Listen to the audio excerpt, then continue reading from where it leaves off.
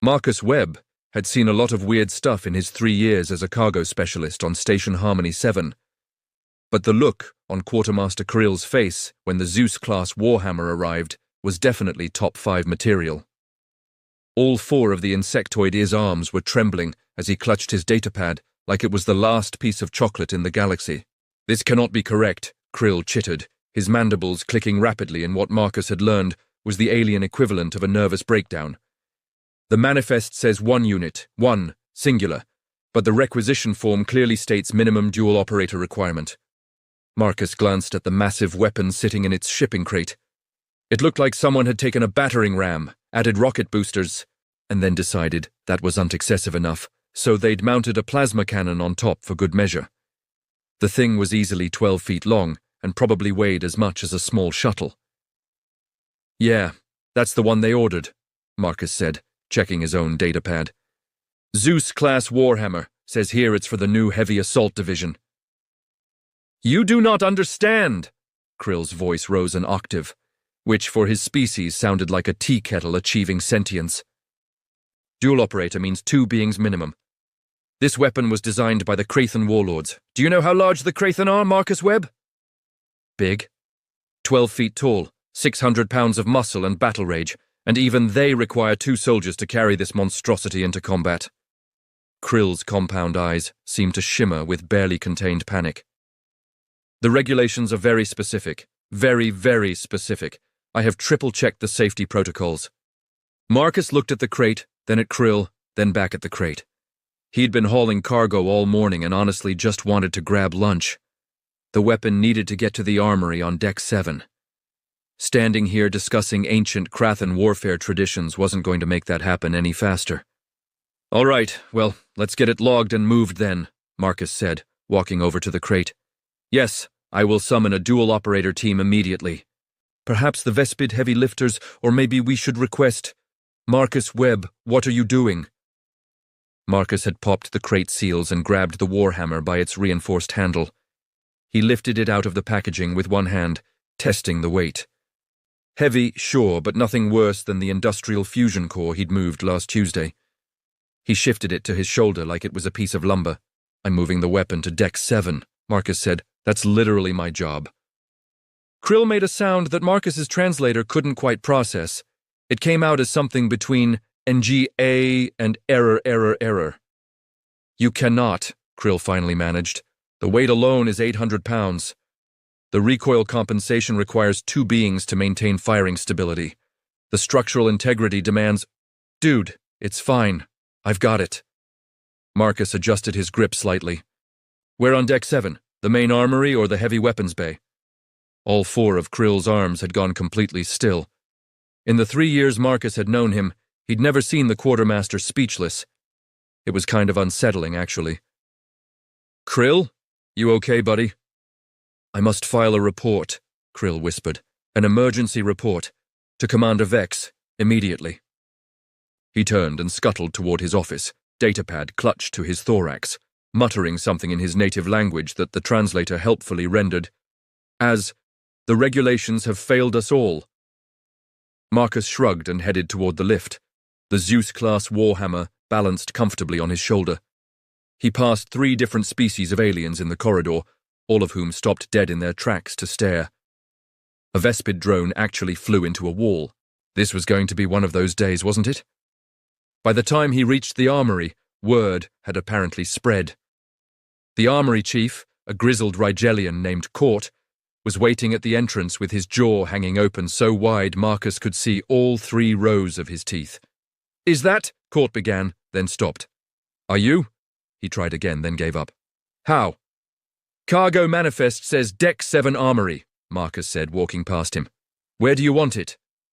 Court pointed mutely at a weapons rack clearly designed for the Warhammer. It took Marcus about 15 seconds to secure it properly. He dusted off his hands and turned to find Court still frozen in place. "You need me to sign something or—" "Get out," Court said quietly. "What?" "Get out before I have an existential crisis about everything I thought I knew about physics." Marcus decided not to argue with the man and headed back to the cargo bay. He had 17 more deliveries on his schedule, and honestly, Aliens were weird about the strangest things. Commander Vex prided himself on maintaining composure in all situations. He was a decorated officer of the Serpentine Alliance, veteran of 4 major conflicts, and holder of the prestigious Star of Rationality for exceptional calm under pressure. So when Quartermaster Krill burst into his office shrieking about humans and weapons protocols and the fundamental breakdown of mathematical certainty, Vex took a moment to center himself before responding. "Quartermaster, please repeat that last part, slowly." "The human Marcus Webb picked up the Zeus-class Warhammer with one hand, Commander. One, singular, appendage." Krill's antennae were vibrating so fast they were practically humming. "The weapon requires dual operators. The requisition form states this explicitly. I have filed these forms for 17 years without incident." 17 years, Commander." Vex brought up the weapon specifications on his desk display. The Zeus-class Warhammer. He remembered when these had been introduced to the galactic arsenal. The Krathen had presented them as the ultimate infantry support weapon. A masterpiece of overwhelming firepower combined with devastating melee capability. He also remembered the mandatory briefing about safety protocols. The Krathen warlord who designed the weapon had been very specific, very proud, and very, very clear about the minimum operator requirements.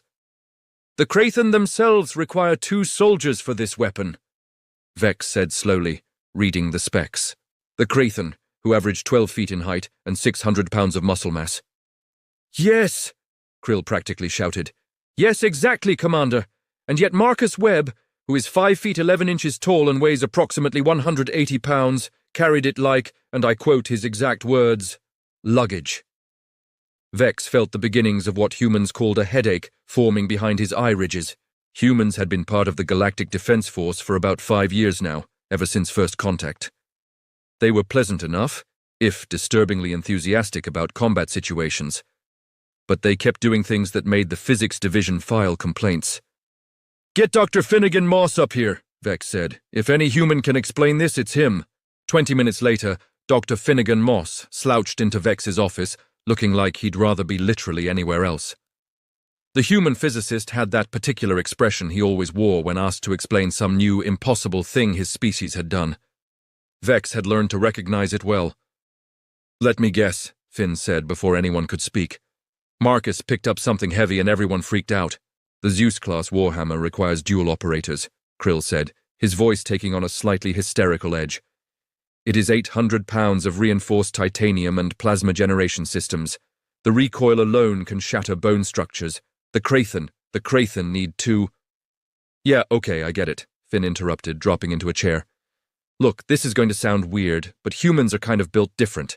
"Built different," Vex repeated slowly. "Dr. Moss, please elaborate before Quartermaster Krill requires sedation." Finn sighed and pulled up a holographic display.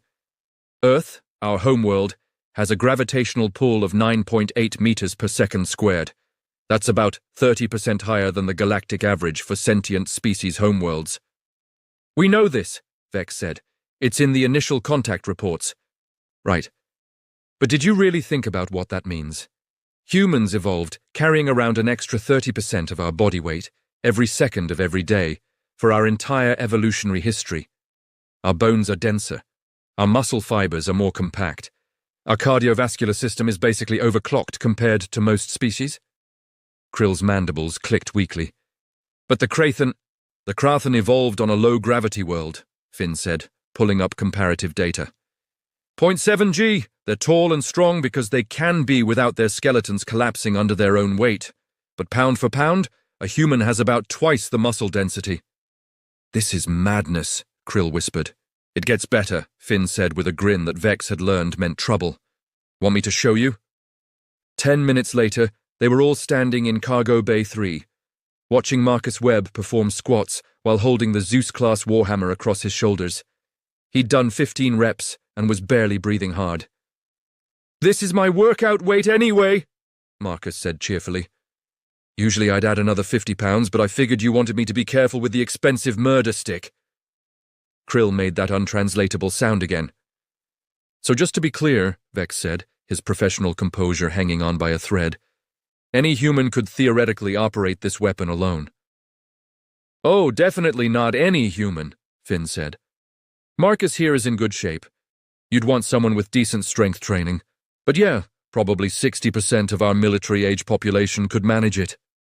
60%, Krill repeated faintly. Maybe 70 if we're talking about combat situations. Adrenaline's a hell of a drug. Marcus finished his 20th squat and set the Warhammer down gently. So am I in trouble or what? Court seemed pretty upset. No, Marcus Webb, you are not in trouble, Vex said. However, you have just created an unprecedented bureaucratic nightmare. Every safety protocol, every requisition form, every operator certification for heavy weapons is now potentially obsolete. Oh, Marcus said. Sorry? Do not apologize. This is not your fault. This is the fault of the universe for making humans structurally anomalous. Vex turned to his datapad, already seeing the mountain of paperwork this was going to generate. Krill, begin drafting new protocols. We'll need to... His communicator chimed, then chimed again. Then started chiming continuously. Finn checked his own device and winced. Commander? Looks like word spread. I'm getting messages from 15 different species military liaisons demanding an investigation into human structural anomalies and their impact on warfare standards. Of course they are, Vex said. Of course, because my day was not complicated enough. Marcus raised his hand. Quick question. Am I still on shift? Because I have 16 more deliveries and... Get out! Krill shrieked. Just everyone, get out! I need to redesign 40 years of logistics infrastructure and I cannot do it with witnesses. The Galactic Council's formal capability assessment arrived exactly 1 week later, which Vex considered impressively fast, given that the Council usually took 3 months to decide on lunch orders. Apparently, the prospect of humans casually wielding weapons designed for giant warrior aliens had lit a fire under the bureaucratic machine. Now Vex stood in the station's primary testing arena, watching various species military representatives set up monitoring equipment, and tried to remember why he'd chosen a career in the Defense Force instead of becoming a peaceful moisture farmer like his father had wanted. This is completely unnecessary, Marcus said, standing beside him in full combat gear. The human looked more annoyed than nervous. I moved a weapon from point A to point B. That's literally what movers do. You moved an 800-pound siege weapon designed for 12-foot giants, using one hand while eating a sandwich. Vex corrected. Apparently, this requires formal investigation. I wasn't eating a sandwich. The report says you were eating a sandwich. That was on a different day. I was moving the plasma cores, which were heavier, by the way, and nobody threw a fit about those. Before Vex could respond, the arena's announcement system crackled to life. All participants report to staging area. Demonstration will commence in 10 minutes. The staging area was crowded with the galaxy's finest heavy weapons operators. The Krathan warriors had sent a team, because apparently they took this whole thing personally. 2 massive individuals, easily 12 feet tall, stood in full battle armor, looking like they were about to crush Marcus out of sheer principle. Their team leader, a scarred veteran named Krathgor, looked down at Marcus with what Vex recognized as barely concealed disdain. You are the human who claims to match Krathan's strength. I didn't claim anything, Marcus said, checking his equipment harness. I moved a box. You guys are the ones who made it weird. Weird? Krathgor's voice could probably shatter glass at the right frequency. The Zeus-class Warhammer is the pinnacle of Krathan engineering.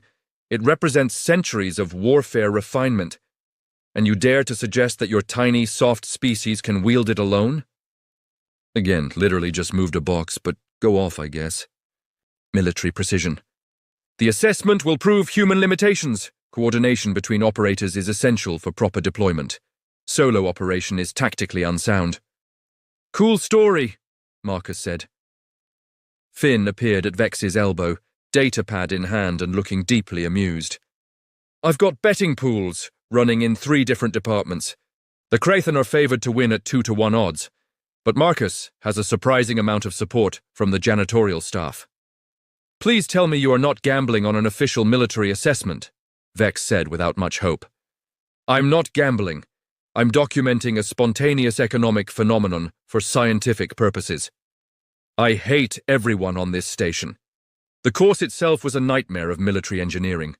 Obstacle walls that required climbing while carrying equipment, narrow passages that demanded precise weapon handling, simulated combat zones with pop-up targets, and finally, a full sprint to a defensive position 500 meters away, all while maintaining complete control of the weapon.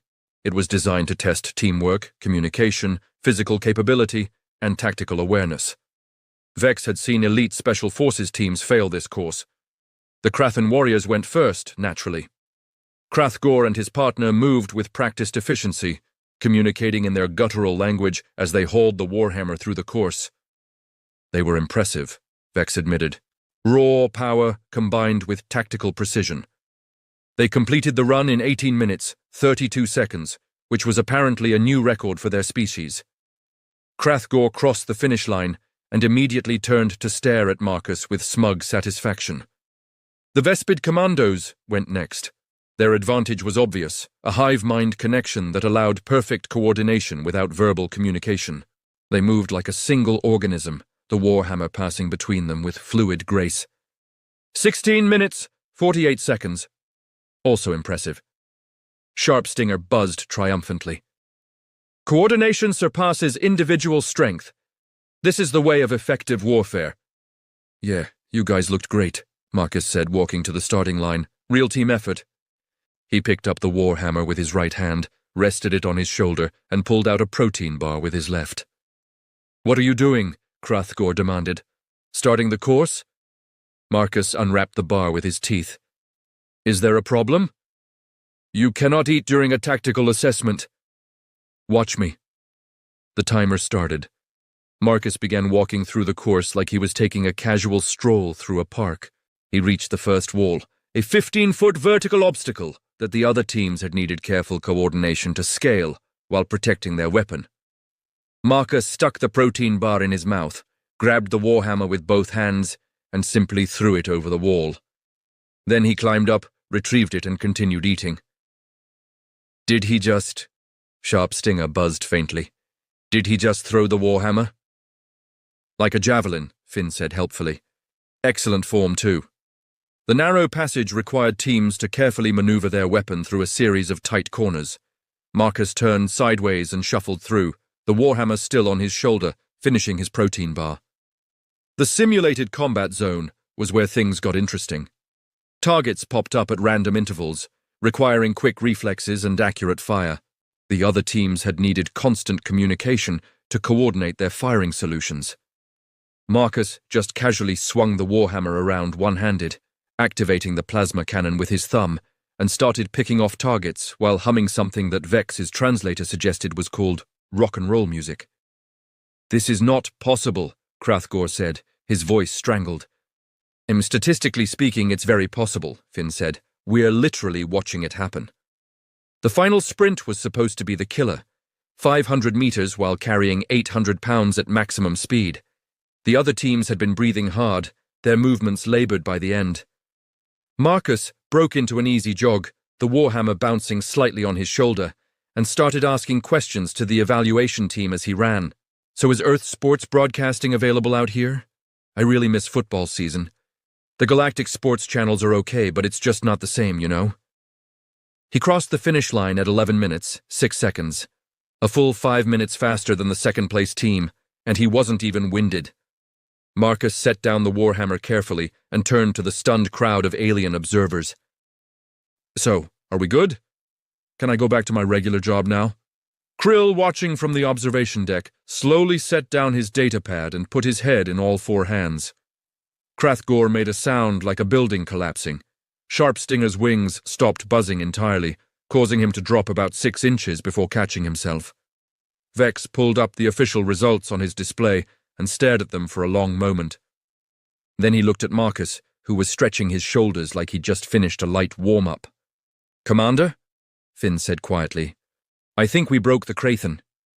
Indeed, Hrathgor had sat down on the arena floor, his massive frame hunched over, staring at nothing.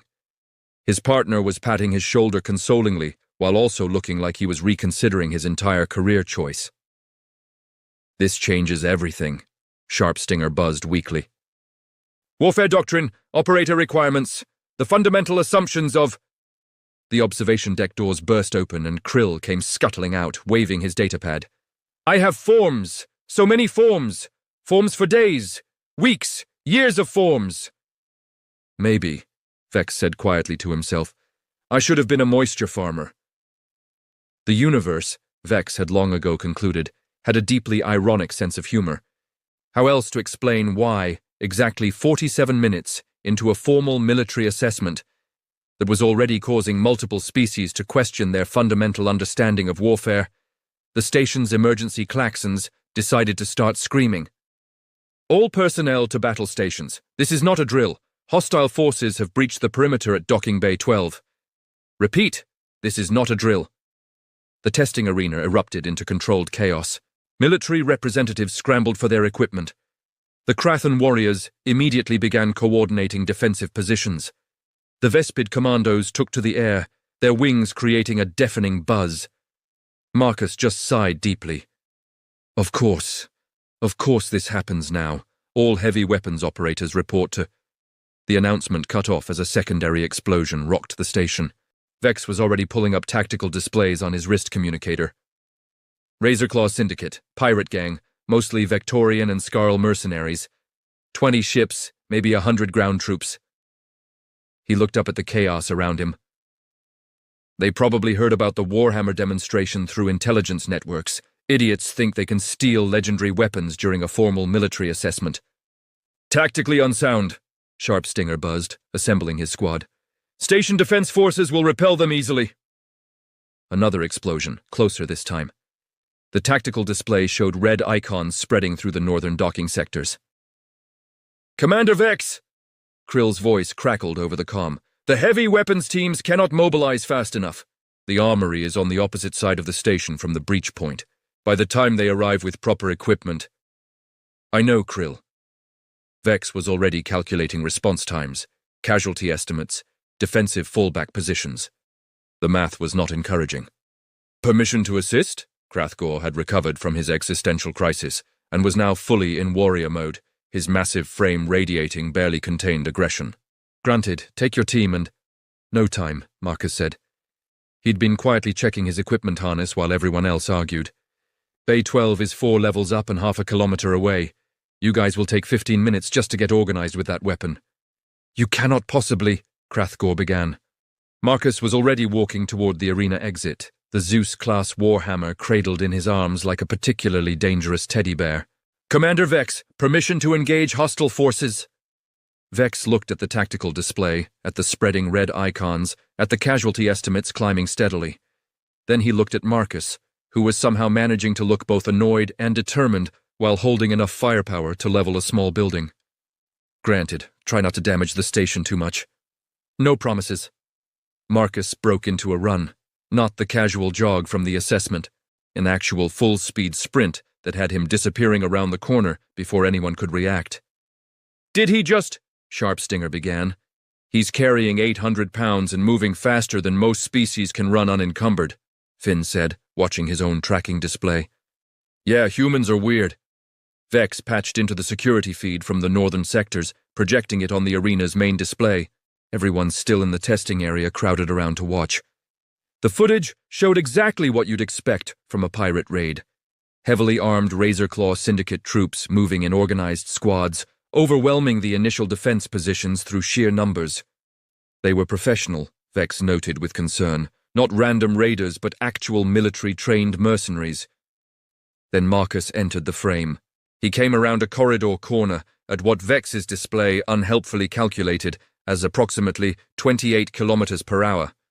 The Warhammer held in both hands and immediately assessed the situation with the kind of tactical awareness that took most soldiers years to develop.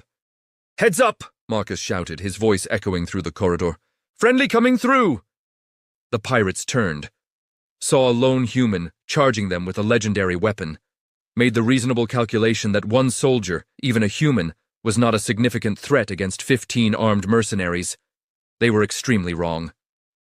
Marcus activated the Warhammer's plasma cannon mid-stride, the weapon cycling up with a sound like thunder, achieving consciousness. The first shot took out 3 pirates who'd been foolish enough to cluster together. The second shot went straight through a bulkhead, and hit 2 more behind cover. But the real show started when Marcus got close enough for melee combat. The Warhammer, Vex remembered from the technical specifications, was designed for devastating close-quarters impact. It required 2 Krathan warriors to swing effectively. The force generated could shatter reinforced armor plating and send opponents flying.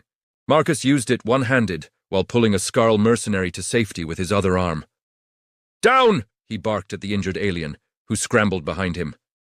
Then Marcus brought the Warhammer around in an arc that violated several laws of physics and definitely broke several pirates. "Is he?" Hrathgor whispered, his voice filled with something that might have been awe. "Is he using the Warhammer as a club while simultaneously conducting rescue operations?" "That's the report I'm filing, yes," Vex said, unable to look away from the display. The battle, if you could call it that, lasted approximately 4 minutes. Marcus fought through 3 defensive positions, disabled or eliminated. 23 hostiles rescued 6 injured station personnel, and did all of it while maintaining running commentary that Vex's translator was having trouble processing because apparently humans got more sarcastic during combat situations. "Guys, seriously, did nobody teach you tactical spacing? You're all clustered together like you're at a birthday party. This is just sad." Thoom! The Warhammer's plasma cannon eliminated another squad. "Also, who attacks a military station during a weapons demonstration? That's like robbing a police convention. Just poor planning." A pirate tried to flank him. Marcus used the Warhammer's barrel to simply bat the alien aside without even looking. "And another thing, your armor is garbage. I can see like 6 weak points from here. Did you buy this from a discount catalog?" By the time reinforcements arrived, the fighting was over.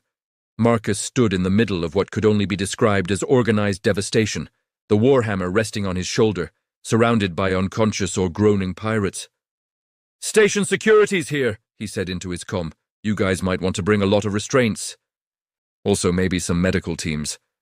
I tried not to hit anyone too hard, but, 800-pound murder stick, there's only so gentle you can be." Vex pulled up the casualty reports. 0 friendly deaths, 8 injuries, none critical. All 6 trapped personnel rescued. Hostile forces completely routed, with most of them simply choosing to retreat once they realized a human was using their target weapon to redesign the corridor architecture with their bodies. The arena had gone completely silent. Every alien present was staring at the display with various expressions of shock, awe, or dawning existential horror. "Commander," Krill said quietly over the comm, "I am going to need to redesign every single combat protocol we have. Every single one. From the ground up. This will take years." "I know, Krill. I may need sedation." "I know, Krill. I am having thoughts about the nature of reality that cannot be properly processed by my cognitive structures." "Get in line," Hrathgor muttered, still staring at the display. The post-battle debriefing was supposed to be a formal assessment of the incident. Tactical review, damage reports, that sort of thing. What it turned into was something closer to a therapy session for traumatized aliens trying to reconcile their understanding of warfare with the reality of watching a human treat an 800-pound siege weapon like a convenience store purchase. Commander Vex sat at the head of the conference table, datapad in hand, and looked around at the assembled representatives. Hrathgor and his Krathan partner sat with the posture of soldiers who just discovered their life's work might be fundamentally pointless. Sharpstinger and the Vespid commandos were vibrating at a frequency that Vex's translator suggested meant profound confusion. Even the usually stoic Rigelian observers looked shaken. Marcus, sitting at the other end of the table, looked like he wanted to be literally anywhere else. "So," Vex began, trying to find words that wouldn't make this worse. "The tactical assessment revealed several important factors regarding human capabilities and—" "We are obsolete," Hrathgor interrupted, his massive hands flat on the table. "My species has defined ourselves by our martial prowess for 10,000 years. We are the warriors of the galaxy, the strongest, the most fearsome." He gestured at Marcus. "And this human, just demonstrated that everything we believe about ourselves is a lie." "That's not," Marcus started. "You carried the Zeus-class Warhammer through active combat while simultaneously conducting rescue operations." Sharpstinger buzzed, his wings drooping. My commandos trained for years to achieve that level of coordination between dual operators. You did it alone, while making jokes. Okay, the jokes thing is just how I deal with stress. You defeated 23 hostiles in 4 minutes, one of the Rigelian observers said, checking his notes with shaking hands. Our combat simulations suggested that engagement would require a minimum of 15 trained soldiers with heavy support. You did it alone, with one weapon. The room fell into heavy silence. Vex watched Marcus squirm uncomfortably and felt a pang of sympathy. The human hadn't asked for any of this. He'd just done his job, and everyone else had made it weird. I think, Finn said from his position along the wall, we're all missing the point here. And what point would that be, Dr. Moss? Krathgor's voice carried barely restrained frustration. That humans are superior warriors. That the rest of us should simply give up our military traditions and go home. No, you absolute meathead. That different species are good at different things. Finn pushed off the wall and walked to the center of the room. Yes, humans have dense muscle fiber and evolved in high gravity. But you know what we can't do? He pointed at Krill, who'd been sitting in the corner, looking despondent. Krill can process quantum calculations in his head, instantly. No computer needed. He can look at a shipping manifest and calculate optimal load distribution across 17 variables simultaneously. Can any human do that? Hell no. Our best mathematicians need computers and hours of processing time. Finn turned to Vex. Commander, you can see in 17 different light spectrums. Your species evolved for low-light hunting. You can detect heat signatures, electromagnetic fields, ultraviolet markers. I literally cannot perceive half of what you see in this room right now. To me, you basically have superpowers. He pointed at the Vespid commandos. Sharp Stinger's people have genuine hive-mind coordination. They can communicate instantly across kilometers without technology. They can coordinate combat maneuvers that require zero verbal communication. Humans? We can barely organize a dinner party without 3 hours of text messages. Finn walked over to Krathgor. And the Krathen. Your species has natural armor plating that can stop small arms fire. You have redundant organ systems. You can survive in environments that would kill a human in minutes. Marcus may be stronger pound for pound, but you could literally throw him through a wall and keep fighting. Humans break easy, actually. We're kind of fragile. The room had gone quiet again, but it was a different quality of silence. Thoughtful rather than despairing. The point, Finn continued, is that humans aren't better warriors. We're just different warriors. This whole assessment happened because we forgot that diversity in capabilities is what makes the Galactic Defense Force strong in the first place. But the Zeus-class Warhammer, Krathgor began, is a weapon designed by your species, using your evolutionary advantages and tactical doctrine, Finn said. It requires dual operators, because that's how Krathen warfare works. You fight in coordinated pairs. It's brilliant for your physiology and culture. But it doesn't mean it's the only way to fight. Marcus cleared his throat. Can I say something? Everyone turned to look at him. I've been doing cargo hauling for 3 years on this station. You know what I've learned. Every species here can do something I can't, he pointed at Krill. Last month, Quartermaster Krill prevented a major reactor breach by calculating the decay rate of a failing containment field in about 5 seconds. I can't do math like that. I would have died. He nodded at Vex. Commander Vex once spotted a cloaked hostile ship during a patrol because he could see its heat signature against the background radiation of space. I can't see that. I would have flown right past it. Marcus looked at the Vespid commandos. The Vespids coordinated a rescue operation during that cargo bay fire last year. They moved like one organism, saving 15 people in conditions where verbal communication was impossible. Humans can't do that. We would have failed. He turned to Krathgor. And the Krathen warriors? During the plasma conduit rupture 6 months ago. Your people went into areas with radiation levels that would have killed me in 30 seconds. You sealed the breach because your natural armor let you work in an environment I literally cannot survive in. The Krathen warrior's expression had shifted from despair to something that might have been understanding. So, yeah, Marcus continued, I can carry heavy stuff. That's my thing. But everyone here has their thing. That's why we're stronger together than apart. Finn grinned. See, the human gets it. The human is correct, Vex said, feeling the weight of tension lifting from the room. Our diversity is our strength. This entire situation arose because we became focused on a single metric of capability, rather than recognizing the value of different capabilities working in concert. Also, Krill said quietly from his corner, I still need to update all the requisition forms because humans violate every standard equipment rating we have. Fair point, Finn acknowledged. But maybe we update them to say, requires dual operators for most species instead of making it a universal standard. Or, Marcus suggested, just add a clause that says, or one human, and save everyone the headache. Krathgor made a sound that Vex's translator suggested was laughter. The massive Krathan warrior stood and walked over to Marcus, extending a hand that was bigger than Marcus's head.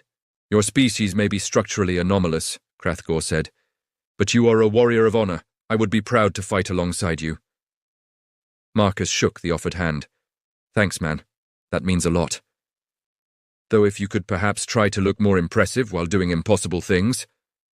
Krathgor's mandibles twitched in what might have been a smile. You make it seem too easy. It is very bad for morale.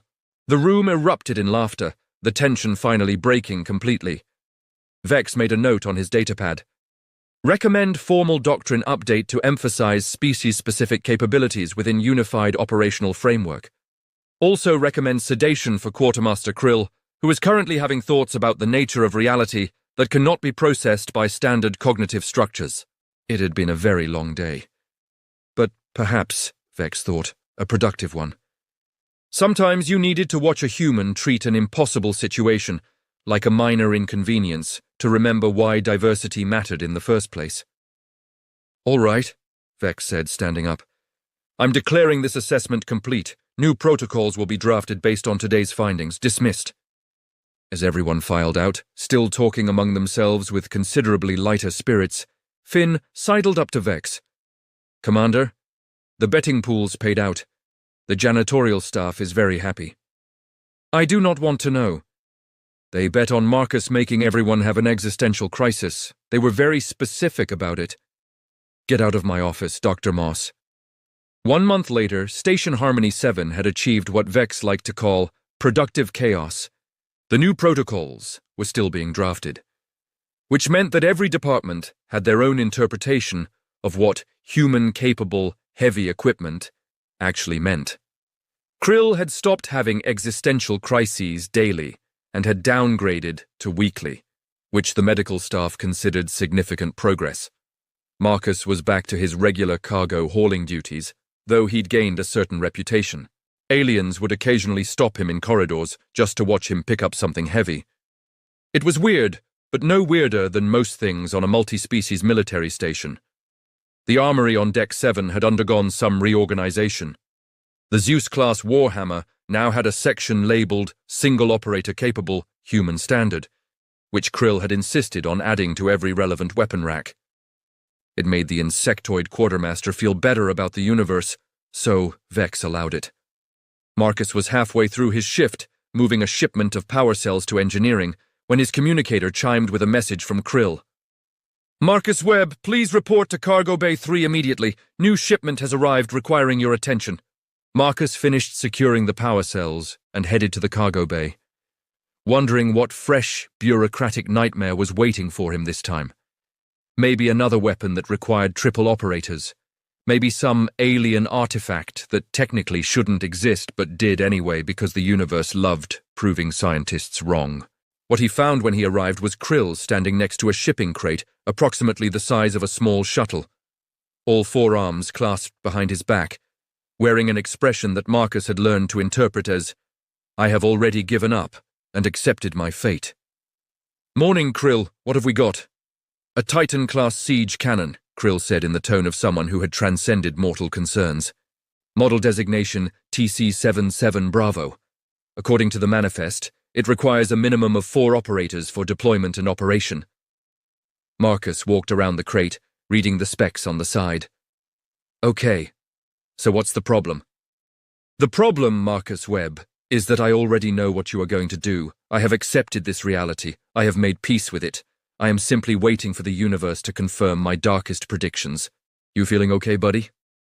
No, Marcus Webb, I am not feeling okay. I have not felt okay since you picked up the Zeus-class Warhammer 1 month ago. I suspect I will never feel okay again. Krill pulled out his datapad. The siege cannon weighs 2,000 pounds.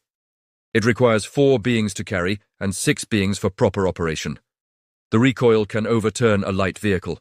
The Krathan warlords designed it as their ultimate defensive weapon. Marcus looked at the crate, then at Krill, then back at the crate. Where does it need to go? Deck 12, the new heavy weapons emplacement. Approximately 800 meters from this location, including 3 lift transitions and 2 security checkpoints. Krill's mandibles clicked rapidly. I have already prepared the revised requisition forms. I have created a new equipment classification. I have updated 17 different databases. I have informed Commander Vex that reality is merely a suggestion, and I have stopped fighting it. Krill, seriously, are you okay? Just open the crate, Marcus Webb. Marcus popped the seals and lifted the access panel. The Titan-class siege cannon was, he had to admit, impressive. Bigger than the Warhammer, bulkier, with what looked like enough firepower to crack a small moon. The thing had handles on 6 different points, clearly designed for multiple operators to distribute the weight. He tested the weight with one hand. Heavier than the Warhammer for sure. He'd probably need both hands for this one. Yeah, okay. This is actually pretty heavy, Marcus said, gripping 2 of the handles. He lifted it out of the crate with a slight grunt of effort. Definitely heavier than the last one. Kurill made a sound that his translator rendered as the universe is a cruel joke, and we are all the punchline. I'll need both hands for this, Marcus continued, adjusting his grip. But I should be able to manage. Might take me an extra few minutes, though. Of course you will manage, Krill said. Of course, because you are a human, and humans exist to violate every assumption I have ever made about the physical limitations of biological organisms. The cargo bay doors opened, and 2 other humans walked in. Marcus recognized them as new transfers from the Earth Defense Force, assigned to Station Harmony 7 about 2 weeks ago. Jenny Rodriguez and Tom Baker, both cargo specialists like himself. Oh, hey, Marcus, Jenny said cheerfully. We're supposed to help with the heavy weapons shipment? Krill called us in, Tom added. Said there was a siege cannon that needed moving.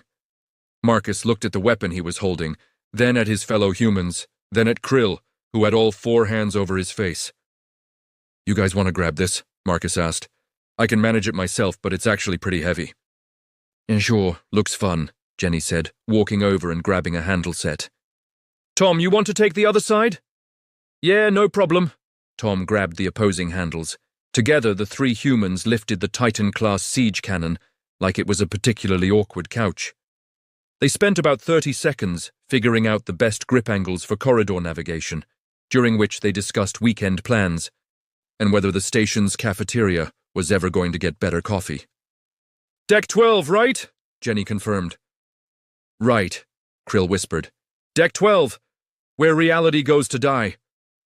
Cool, we'll head that way, Marcus said. Krill, you sure you're okay? I am fine, Krill said, in a tone that suggested he was absolutely not fine. I'm merely experiencing the gradual dissolution of everything I thought I understood about physics, engineering, and the fundamental nature of reality as expressed through proper equipment requisition protocols. But yes, fine. The 3 humans headed out of the cargo bay, casually carrying a weapon that was specifically designed to require 6 operators, discussing whether the new action movie in the rec room was worth watching, or if it was one of those all explosions, no plot situations. Krill stood alone in the empty cargo bay, datapad in hand, surrounded by discarded shipping crates and the shattered remnants of his former understanding of proper military logistics. His communicator chimed. Commander Vex's voice came through. Quartermaster, I've just been informed that 3 humans are transporting a Titan-class siege cannon through the station corridors. Do I want to know? No, Commander, Krill said calmly. No, you do not. Are they going to damage anything? Probably not, Commander. Are they following proper safety protocols? There are no proper safety protocols for this situation, Commander. Humans exist outside the context of proper safety protocols. They are a walking violation of safety protocols. Safety protocols see humans coming and simply give up. There was a long pause. Krill, do you need to take some time off? I need to redesign 40 years of logistics infrastructure to account for the fact that humans can apparently ignore the laws of physics whenever it's convenient for them. Time off will not solve this problem, Commander. Fair point. Carry on, Quartermaster. The comm clicked off. Krill looked at his datapad, at the new equipment classification he'd created labeled Human-Capable, Heavy Equipment. Abandon all hope ye who enter here, and made a decision. He pulled up the requisition database and very carefully added a new note to every weapon system that required multiple operators. Or humans. However many humans feel like showing up that day. We stopped questioning it. Then he added a secondary note. Seriously, don't fight it, just let it happen. It's easier that way. Satisfied that he'd done his duty to warn future generations of quartermasters, Krill packed up his datapad and headed to the medical bay. The doctors had promised him some very effective sedatives, and he felt it was time to take them up on that offer. Meanwhile, in the corridors of Deck 7, Marcus, Jenny, and Tom were having a perfectly normal conversation about human things while carrying a weapon that violated several fundamental assumptions about biological limitations. You think they'll ever stop freaking out when we pick up heavy stuff? Tom asked. Probably not, Marcus said. Honestly, I've given up trying to explain it. Yeah, same, Jenny agreed. It's kind of funny though, like this isn't even that heavy. Right? Wait until they see the orbital defense platforms we're supposed to get next month. Those are actually going to require some effort. They turned a corner and nearly ran into Commander Vex, who was doing his routine station inspection. The Serpentine officer looked at the three humans, at the massive siege cannon they were carrying, and at the complete lack of struggle or visible effort any of them were showing. Good afternoon, Commander, Marcus said cheerfully. Good afternoon, Marcus Webb, Specialist Rodriguez, Specialist Baker, Vex paused. That's a Titan-class siege cannon. Yes, sir. It requires 4 operators minimum. Yes, sir. You're carrying it with 3 humans and discussing coffee. The cafeteria coffee is really bad, sir, Jenny said. Vex stared at them for a long moment. Then he did something that Marcus had never seen him do before. The commander started laughing. Not polite chuckling, but genuine full-body laughter that echoed through the corridor. You know what? Vex said when he could speak again. I used to be concerned about how humans would integrate into the Galactic Defense Force. I worried about cultural differences, communication barriers, biological incompatibilities. He gestured at the siege cannon. Now I've realized that humans are just going to casually do impossible things. Everyone else is going to have existential crises about it, and eventually we'll all just accept that this is normal now. Pretty much, yeah, Marcus agreed. Carry on then. Try not to damage the walls. Krill's having a hard enough time as it is. Will do, sir. They continued down the corridor, leaving Commander Vex shaking his head with what looked like genuine amusement. Behind them, they could hear his voice over the communicator. All department heads, this is Commander Vex. I'm issuing a new standing order. Effective immediately, when humans do something that seems physically impossible, just accept it and move on. Anyone who wants to file a complaint about this policy can take it up with the laws of physics, which clearly don't apply to Earth's gravity-evolved muscle density anyway. Vex out! Marcus grinned. I think we're making progress. Definitely, Tom agreed. Remember when we first got here and people would run away when we offered to help move things? Good times, Jenny laughed. They reached the lift to Deck 12, squeezed in with the siege cannon, and continued their entirely normal human conversation about entirely normal human things, while the weapon that was supposed to require 6 operators hung between them like a particularly inconvenient piece of luggage. Somewhere in the medical bay, Krill accepted his sedatives with gratitude. Somewhere in command, Vex updated his daily log with the note, Humans remain structurally anomalous, have stopped fighting it, morale improved. And somewhere in the station's recreational facility, Krathgor and his Krathan warriors watched footage of 3 humans casually moving the Titan-class siege cannon and started a betting pool on what impossible thing the humans would do next. The galaxy